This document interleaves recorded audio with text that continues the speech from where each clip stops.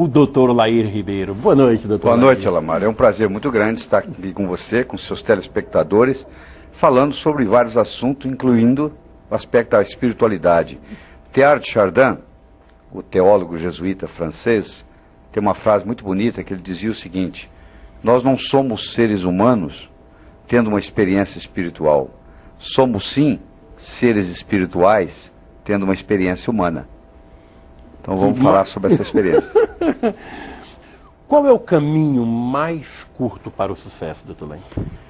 O sucesso, ele não ocorre da noite para o dia. O amanhecer só vem depois da noite toda ter passado. Eu não tenho uma fórmula mágica de que a pessoa hoje está sem sucesso, amanhã ela vai ter sucesso. Você planta uma semente hoje, ela não vai virar planta amanhã de manhã. Tudo tem que crescer organicamente. Se não crescer organicamente, não está certo. Aquele sucesso que ocorre da noite para o dia, geralmente ele não permanece com a pessoa. 90% das pessoas que ganham na loteria, 5 anos depois, não tem mais nada. E estão em situação até pior do que antes de ganhar na loteria. Coisa interessante isso, né? Mostrando que o negócio não vem de fora para dentro. É de dentro para fora. Mas eu ensino no livro Sucesso Não Ocorre Por Acaso, que sucesso é uma ciência. Do mesmo modo que você aprende física, que você aprende química, você pode aprender a ser bem-sucedido na vida. Para fazer isso, do mesmo modo que você não faz um bolo só com farinha, nem só com manteiga, nem só com ovos, você precisa de vários ingredientes. Os ingredientes do sucesso são 6. Primeiro, você tem que ter uma boa autoestima. Você tem que valorizar a sua contribuição para o universo. Porque tem gente que diz assim: lá na empresa, eles não me valorizam. E eu pergunto: e você se autovaloriza? Porque não adianta se você não se autovalorizar, não existe valorização. Toda valorização começa com autovalorização. Segundo ingrediente é a comunicação. Hoje nós vivemos na era da informação. Informação só tem validade quando comunicada. Terceiro, você tem que saber o que você quer. A maioria sabe o que não quer. Quarto, você tem que ter a habilidade de ser mais otimista. Otimismo sozinho não resolve. Pessimismo atrapalha. Quinto, você tem que ter uma dedicação ao trabalho. Só querer ter sucesso não é o suficiente. Você tem que pagar o preço. E finalmente você tem que ser ambicioso no bom sentido.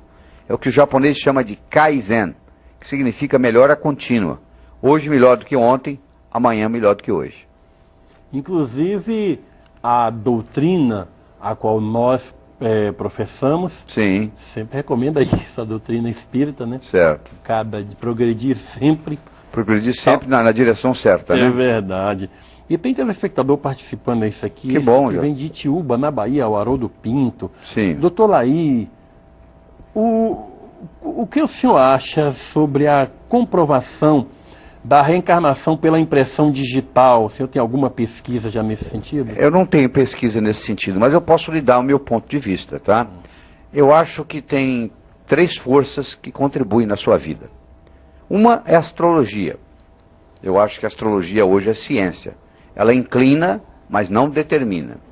A outra é o processo karmático. E a terceira é o livre-arbítrio. Eu acho que as 3 são importantes. Tem gente que dá muito valor ao processo karmático e esquece de que a maior natureza, o maior dom do ser humano que Deus nos deu é o livre-arbítrio.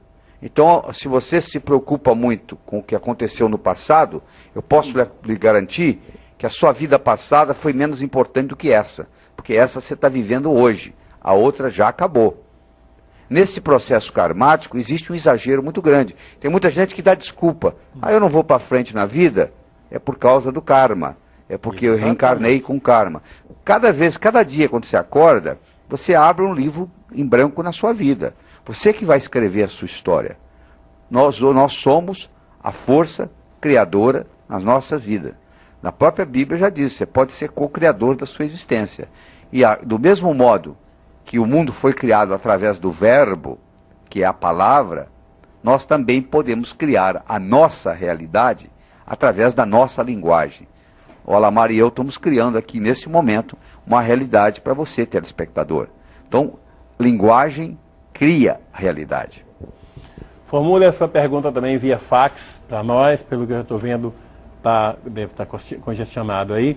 O Tina, coloque o fax sempre, de vez em quando aí. Olha, E a prosperidade? Este livro, eu estou doido para ler, estou doido para terminar logo esse aqui, para entrar nesse aqui no da prosperidade. Porque tem gente que está encantado com ele. E o segredo para a prosperidade? Esse livro, ele é baseado, é uma entidade, é o Vanguarda, ele vem de outra dimensão, ensinar o ser humano a ser próspero. E de onde ele vem a prosperidade. Então ele se manifesta na vida de você, que o personagem principal do livro chama você com V maiúsculo, que a pessoa vai lendo, ela se identifica de imediato com você, que é o nome da pessoa, e ele vai ensinar você a ganhar dinheiro. Não só dinheiro, a ter prosperidade na vida. Mas dinheiro é uma das coisas. Porque a pessoa que diz para mim que dinheiro não é importante, ela vive numa realidade diferente da minha. Porque 85% dos divórcios ocorrem por causa de problema financeiro do casal. 99,9% das pessoas que estão na penitenciária estão lá por causa de dinheiro, ou por falta de dinheiro. Então dinheiro é sim importante na sua vida. O dinheiro só deixa de ser importante na sua vida quando você tem o suficiente, e aí você vai se preocupar com coisas mais importantes do que o dinheiro. Mas se você está faltando dinheiro para você, se os credores estão batendo na sua porta, fica difícil você ter uma espiritualidade desenvolvida, porque você não vai ter nem sossego, nem paz de espírito. Então é importante a pessoa aprender a ganhar dinheiro. O dinheiro é um instrumento. Uma faca é uma faca. Você pode usá-la para passar manteiga no pão, ou para matar alguém. Intrinsecamente, a faca não é boa nem ruim, é uma faca. O dinheiro é um instrumento. Quando bem utilizado, é uma maravilha. Quando mal utilizado, é como qualquer outra tecnologia. O mesmo indivíduo que descobriu a fissão do átomo, criou a bomba atômica. Olha que interessante. A fissão do átomo gerou muita riqueza para o mundo. E ao mesmo tempo gerou muita desgraça. Então a dualidade está lá sempre. Os opostos estão sempre presentes. Sem dúvida. Lá do Rio Grande do Sul, de Tramandaí. Você recebe daqui de todo lugar, hein? Tudo quando é lugar. O evangelista diz o seguinte: o senhor deu 6 dicas de como obter o sucesso, mas como você vê a questão da influência dos espíritos em nosso sucesso, em sucesso? Tem outra pessoa que perguntou também o aspecto moral da pessoa ter alguma consequência orgânica. Vamos falar dos espíritos. Eu acho que se a sua energia está contaminada, claro que você pode ter espíritos obsessores lhe prejudicando. Se você não faz a sua oração, se você não pratica o bem, se você vai em lugares promíscuos, claro que você está correndo um risco. Do mesmo jeito que se você estiver limpinho e entrar na lama, você vai sair da lama sujo, e mesmo que você tome um banho e voltou para a lama, você suja de novo. Eu acho que do ponto de vista espiritual isso também acontece. Existe sim, eu acho que tem uma interferência de obsessores. Agora, cada pessoa tem que saber se cuidar disso. Você não pode só ter que depender de alguém por causa disso. Se você levar uma vida regrada, se você souber cuidar bem da sua energia, se você souber cuidar bem da sua alimentação, você não vai ter campo, porque depende do que você pensa. Se você tiver pensamentos sadios, pensamentos limpos, nenhum espírito agressor vai ficar por perto, porque o campo eletromagnético não permite que eles cheguem. Agora, se você está contaminado pelo processo, se você faz parte da promiscuidade, aí fica fácil eles chegarem. Então a defesa está com você. Que seria, você vai me desculpar, uma sacanagem cósmica, né? Se você tivesse à mercê de todos eles e não tivesse nenhuma arma interna para se proteger. Não há dúvida. O aspecto moral, doutor Lei, a vida moral, uma moral moralizada, ou uma imoralidade, isso tem consequências orgânicas da pessoa? Claro que tem. Eu acho que todas as vezes que você tem uma contradição entre a sua parte racional e a sua parte emocional, você paga um preço. Você pergunta para o ladrão, por que você assalta o banco? Ele diz, porque lá que tem dinheiro. Para ele, aquele dinheiro é como se fosse dele. Aquele ladrão que tem esse aspecto, não vai fazer mal nenhum para ele. Porque a moral dele até independente do dinheiro ser dele ou não, ele vai lá e coloca a mão. Agora, um indivíduo que sabe que o que é seu, o que é do outro, e ele vai e rouba, esse indivíduo vai pagar um preço muito grande. Ele pode ter um câncer daqui 5, 10 anos, em consequência de um processo desse. É a famosa lei do retorno, né? Quer dizer que a questão de moralidade não é questão de religiosa, não é questão de coisa. É uma questão até fisiológica. Você tem que manter a sua palavra não pelos outros. Você tem que manter a sua palavra por você. Você tem que ter sua moralidade por você, não é pelos outros. Só você já sabendo do crime já é o suficiente. Você seria capaz de assassinar alguém e se fosse garantido que ninguém ia ficar sabendo, você vai dizer, não, eu fiquei sabendo. Então o crime já foi declarado. Não é porque o outro ficou sabendo. Você tem que prestar conta de você para com os entes superiores. Olha, aqui lá do Rio de Janeiro, a Vera diz o seguinte: Laí, já li algum de seus livros. Sim. E por observar a sua inteligência e a sua competência, coloquei seu nome e meu filho. Ah, que bonito. É a Vera lá do Rio de Janeiro. Obrigado, Vera. Demilson... Obrigado, me sinto honrado. Tá bem?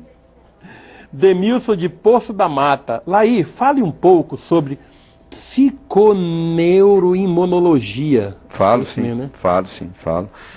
Psiconeuroimunologia é uma nova disciplina que surgiu na medicina. Ela surgiu em Rochester, New York, em 1981 e se tornou uma ciência oficialmente em 1991. O Dr. Robert Adler, Dr. Cohen, eles propuseram que existe uma conexão, e hoje está provado, entre a parte psicológica, a parte neurológica e a parte imunológica. Então, por isso que chama psico-neuro-endócrino-imunologia, ou mais resumidamente, psiconeuroimunologia. Então, por exemplo, uma mulher melancólica, triste, ela tem mais condições de desenvolver câncer de mama do que uma mulher alegre. Então, isso tem estudos científicos provados mostrando isso. Você entra num ambiente onde você pega um resfriado, você pegou um vírus. Mas tinha outras pessoas lá nesse mesmo ambiente, tiveram contato com o mesmo vírus e não ficaram doentes.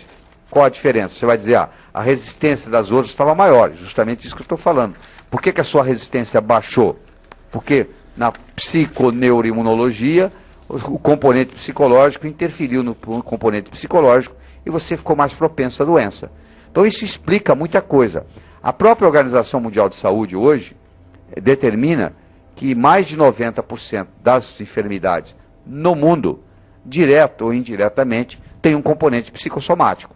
Então essa explicação é muito importante.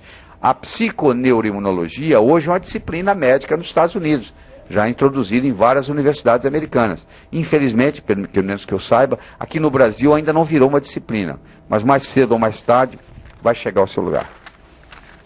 E aqui um fax, esse aqui da de São Paulo mesmo, da Paula Arantes. Boa noite, que maravilha. Doutor Laí, fale um pouco sobre o talento e como usá-lo para prosperar. Obrigada, Paula Arantes. Pois é, Paula, nós todos recebemos talentos diferentes, né? O Pelé recebeu o talento de jogar futebol. O Einstein de pensar em 3 dimensões. O Mozart da música. O que você tem que descobrir é o seguinte: quais são as suas qualidades, quais são os seus talentos. Se você tem 2 metros de altura, você não vai querer ser jockey, não vai funcionar. Se você tem 1,50 m, não vai dar para você jogar basquete. Então você tem que decidir naqueles pontos fortes e capitalizar neles. Eu acho que quando Deus nos entrega os talentos, depois que nós morrermos, depois que nós transcendermos, depois que nós mudarmos o nosso endereço cósmico, quando a gente chegar lá do outro lado, ele vai cobrar da gente. Olha aqueles talentos que eu lhe dei. O que você fez com eles? Você tem que fazer eles progredir. Aliás, ele vai fazer muito mais perguntas do que essa. Ele vai perguntar, por exemplo, por que você aprendeu aqui? Nós estamos aqui na vida para aprender, isso aqui é uma escola. Ele vai perguntar se a sua passagem por aqui fez do planeta Terra um lugar melhor que daqueles que virão depois. Eu acho que a mais importante pergunta que nós vamos ter que responder é a seguinte: você contribuiu mais do que você custou? Ou você custou mais do que você contribuiu? Isso é muito importante. Eu acho que toda noite, quando você coloca a cabeça no travesseiro, você tem que perguntar isso. Eu custei mais do que contribuí hoje? Ou eu contribuí mais do que eu custei? Aqui tem um telespectador que é o Valdelino de Ambuguaçu, em São Paulo, e diz o seguinte: doutor Laí, fale um pouco sobre os médicos. Tem os médicos espíritas e os não espíritas que tratam os pacientes. Tem uns médicos que tratam o paciente com casca e tudo. E uns médicos que observam, parece que o aspecto espiritual também do paciente. Infelizmente na faculdade de medicina, a gente não tem essa preocupação, não é ensinado isso para os médicos. Então, não é culpa dos médicos também, isso não chegou ainda às escolas. Então, é muito comum hoje o médico ver o paciente como um número, como uma enfermidade, e não como um todo. Ninguém tem uma mama ambulante que sai andando sozinha. Aquela mama está num corpo. A próstata, ninguém tem uma próstata ambulante. A próstata está num corpo. Esse corpo, ele tem vários níveis. Ele tem um nível físico, ele tem um nível mental, ele tem um nível emocional, ele tem um nível espiritual. Tanto é que existe hoje fotografia kirliana de baixa amperagem e alta voltagem, que pode tirar uma fotografia da sua energia e mostrar uma fissura na sua aura. Um câncer que vai se manifestar daqui 5 anos já pode estar detectado na sua aura. Então as enfermidades, no fundo, elas são apenas cristalizações de desarmonias que ocorrem em outros níveis, seja no nível mental, seja no nível emocional, seja no nível espiritual. E as pessoas que desejarem entrar em contato com o Dr. Laí Ribeiro, como deve fazer? Tem número de telefone? Coloca aí, né, Petitia? Tem telefone? Eu tenho um escritório aqui em São Paulo, o telefone está aí, é 3889-0038. E se você quiser entrar no meu site, www.lairibeiro.com.br, lá tem toda a explicação dos cursos, dos livros e etc. Tem cursos lá mesmo, eu tive a oportunidade de ver com áudio e vídeo, né? Tudo isso. É verdade, tem sim, tem cursos online. Online, né? É muito interessante. A internet é muito... Tem em espanhol, tem em inglês, tem em português. Nós estamos conversando aqui e os cursos estão sendo vendidos para o mundo todo. Que bom, né? Esse é o mundo cibernético de hoje, né? É verdade. Tem aqui um e-mail do Fausto Oliveira de Guarapari, no Espírito Santo, Sim. Um fax, que fala: há tempos que eu pensava em enviar um fax a respeito de um assunto que acho muito importante. Certo. Mas só agora, depois de receber o livro já estava escrito que você me enviou, tomei a iniciativa de fazer baseado no mesmo. Estará ultrapassado o Evangelho? Estou de pleno acordo com o autor quando diz: instrução é uma coisa muito boa, é necessária, mas não foi só isso que Jesus prometeu. Prometeu consolação para todos, sem distinção de nível cultural. O grifo é meu. Será que alguém não pensa nisso? Depois reclamamos que os protestantes estão se infiltrando nas classes menos esclarecidas. Reclamamos de que nós não estamos abandonando esses irmãos. Como é que o doutor Laí vê, Sim. por exemplo, o Evangelho, a vivência religiosa? Outro dia, entrevistando o doutor Sérgio Felipe, no programa que eu tive aqui na TV Gazeta, Sim. perguntando: religião faz bem? Ele disse: depende, pode fazer bem, pode fazer mal. Certo. Como o senhor define a questão da religião, da religiosidade das pessoas? Uma coisa é religiosidade, outra coisa é religião, né? Eu acho que existem mais de 500 religiões no mundo. Essa história de dizer que a sua é certa, então a sua está certa, as outras 499 estão erradas. Eu acho que a religião é criada pelo ser humano. Como ela é criada pelo ser humano, ela também tem seus problemas. Eu fui criado numa religião católica. Eu fui 6 anos semi-interno em colégio de padres jesuítas. Então eu tenho uma formação jesuítica muito forte. Aliás, parte do meu sucesso e da minha disciplina eu devo aos padres jesuítas. Claro que eu hoje... conheço vários maravilhosos. Hoje eu tenho um pensamento ecumênico.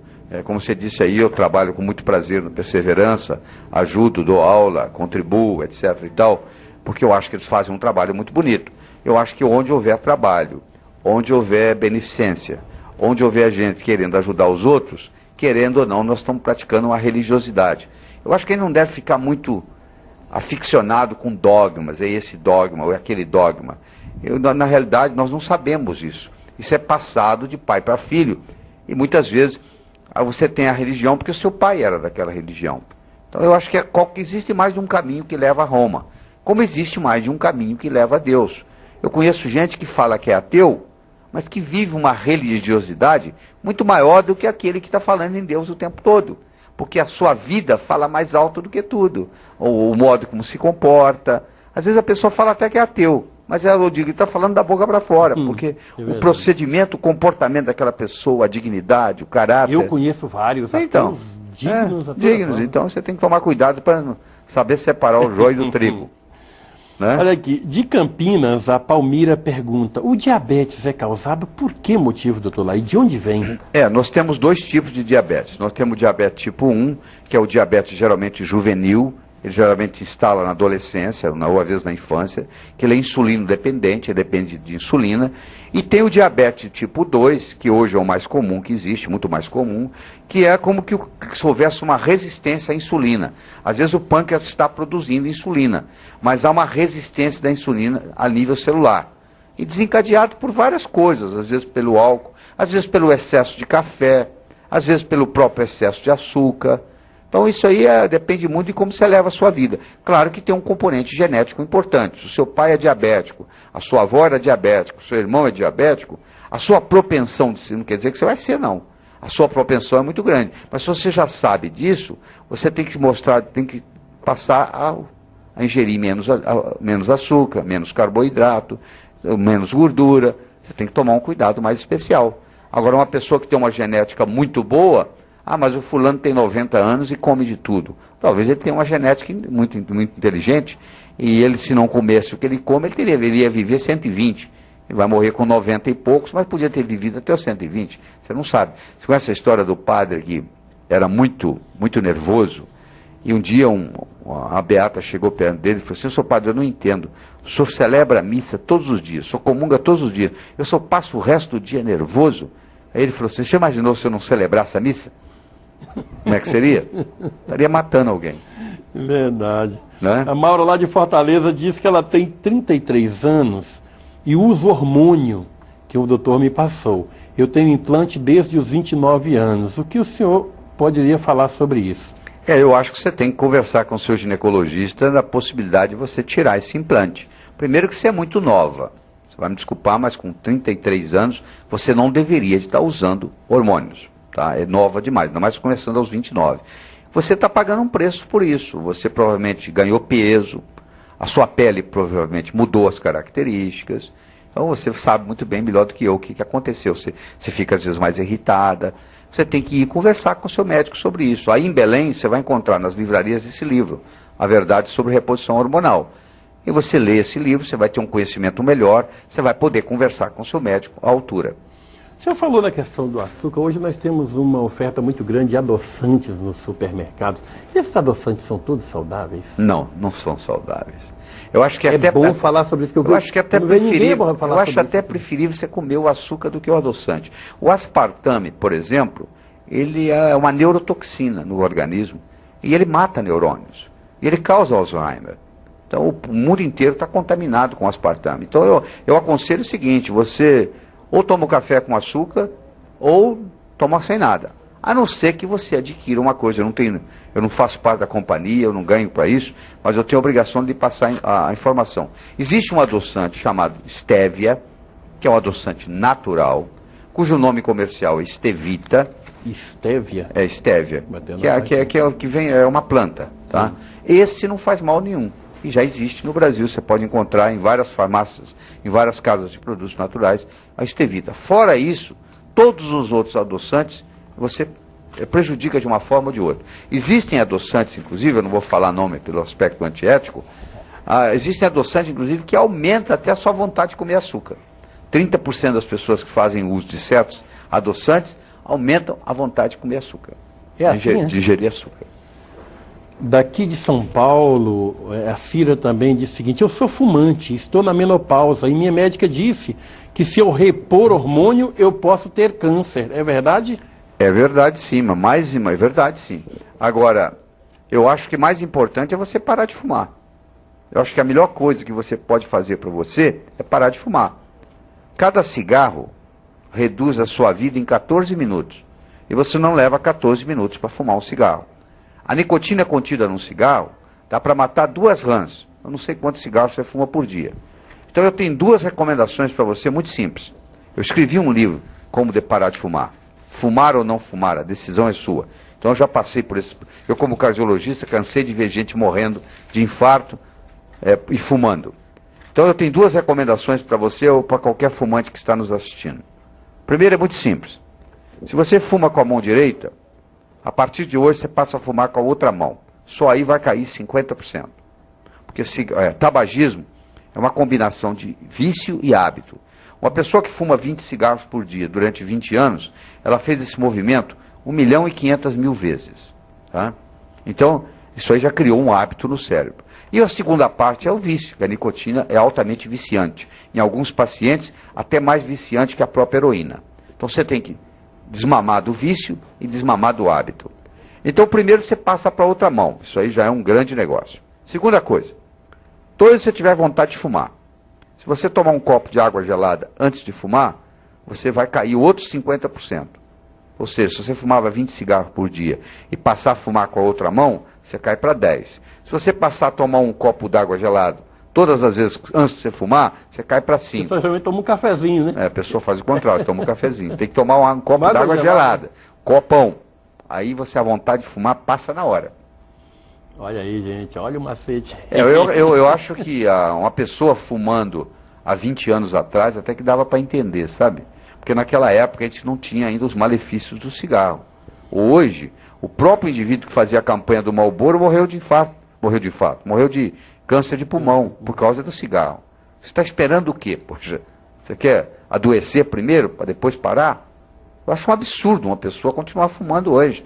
Você tem que fazer todo o esforço possível. Isso é a melhor coisa que você pode fazer. Agora, é verdade, se você fuma e faz reposição hormonal, a sua chance de ter derrame aumenta 40 vezes. Então, nisso a sua médica está muito certa.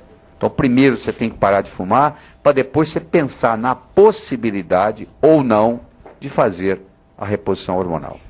De Bagé, lá no Rio Grande do Sul. Beleza. Ô, gauchada querida, que saudade desse Rio Grande. Otoniel, já li seus livros e gostei bastante, mas gostaria de saber maiores detalhes de como manter a forma permanente, o entusiasmo e o alto astral. Você tem que ter, Otoniel, né? Otoniel, você tem que manter objetivos de vida, você tem que manter metas. O futuro cria o presente.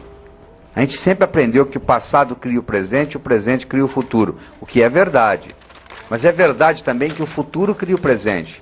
Se você tem amanhã uma coisa interessante para fazer, o dia de hoje já ficou mais interessante porque é véspera de amanhã. Então procura criar mais visão na sua vida, procura criar mais metas, mais objetivos. Transforme os seus sonhos em realidade. E aí segunda-feira passa a ser o melhor dia da semana, tá bom? Grande Belo, da Grande Belo Horizonte, Minas Gerais, de Betinha, o Márcio. Doutor Laí, quanto a uma mudança de religião, isso influencia na vida cotidiana da pessoa? É psicológico ou é real? Isso influencia, sim. Eu conheço gente que muda de religião todo ano. Ele pensa assim, agora eu descobri a religião certa, agora eu descobri a religião certa, agora eu descobri a religião certa, e continua no mesmo conflito. Eu acho que você, como eu disse, tem vários modos de você conversar com Deus. Você tem que escolher aquele que é melhor para você e fazer a sua parte. Eu acho que a verdadeira oração não é pedir nada a Deus, é agradecer. Porque o maior presente nós já recebemos, que é a dádiva de estar vivo. Só isso aí vale tudo. Você imagina que você tivesse um filho, que todas as vezes que ele encontrasse, ele pedisse algo. Você ia toda hora, você ia começar a evitar seu filho, não ia? Tem gente que só solicita a Deus pedidos. Você tem que oferecer, você tem que agradecer. Porque a vida é uma dádiva, nós já temos tudo que nós precisamos. Por isso que eu disse no começo do programa, nós somos co-criadores da nossa existência. Esse número de telefone que você está colocando está errado no vídeo, coloca no gerador de caracteres. Tina, coloque novamente aí o e-mail, o telefone do Dr. Laí, porque tem sempre aquele telespectador que vazou a caneta ou não encontrou a caneta na hora para anotar.